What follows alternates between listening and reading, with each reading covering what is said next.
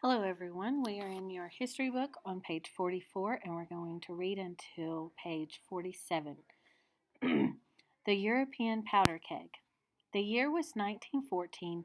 In the United States, life was good for most people.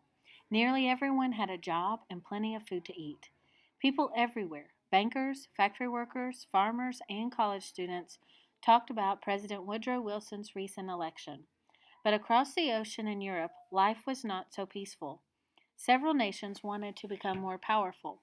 They wanted to enlarge their boundaries. Often this meant taking land that other countries already owned. They wanted to have the strongest armies and navies. They were all competing with each other to make the best and to sell the most products. The people of each nation thought that their nation was the best one in Europe.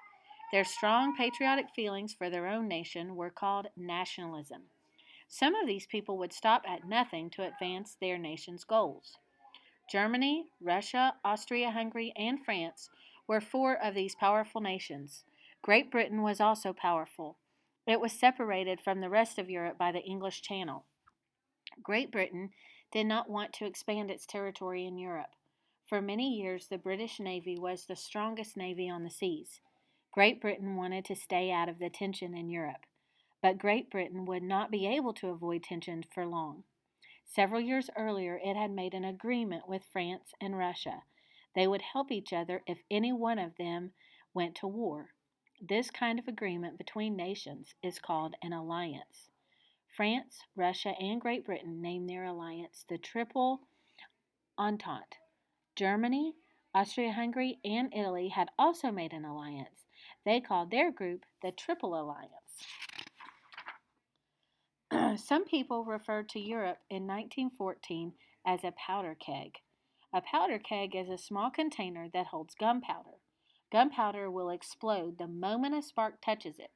In Europe, relations between the nations were so tense it would take only a spark of a problem for the nations to explode into war. The spark came on June 28, 1914. The powder keg ignites. In 1914, Serbia was a small independent kingdom. Bosnia had been independent too before it became part of Austria Hungary. The Serbs felt that Bosnia should belong to them, so they hated Austria Hungary. A group of Serbs thought of a way to get back at the Austrian government. They planned to kill Archduke Francis Ferdinand, the heir to the throne of Austria Hungary. On June 28, 1914, the plan took action. A young man fired shots into the Archduke's car as it traveled through the capital city of Bosnia. Both Ferdinand and his wife died. The government of Austria Hungary was outraged. Kaiser Wilhelm II, the ruler of Germany, urged Austria Hungary to attack Serbia immediately. Instead, Count Leopold von Berchtold, Austria's foreign minister, sent Serbia a note. The note had some harsh demands. He wanted Serbia to give up most of the rights it had as an independent country. Nations declare war. Serbia agreed to some, but not all, of Austria-Hungary's demands. That was not good enough for Austria-Hungary. It took the advice of Germany and declared war on Serbia on July 28, 1914. Serbia could not fight Austria-Hungary alone. It had to have help.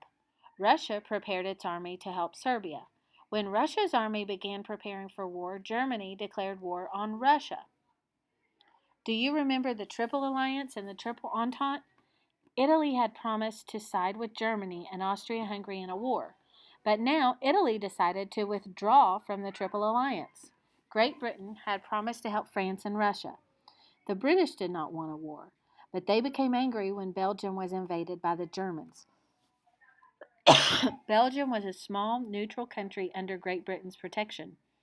A neutral country is one that does not take sides in a war between other countries. So the British declared war on Germany and Austria-Hungary. It seemed as though an entire continent had gone to war.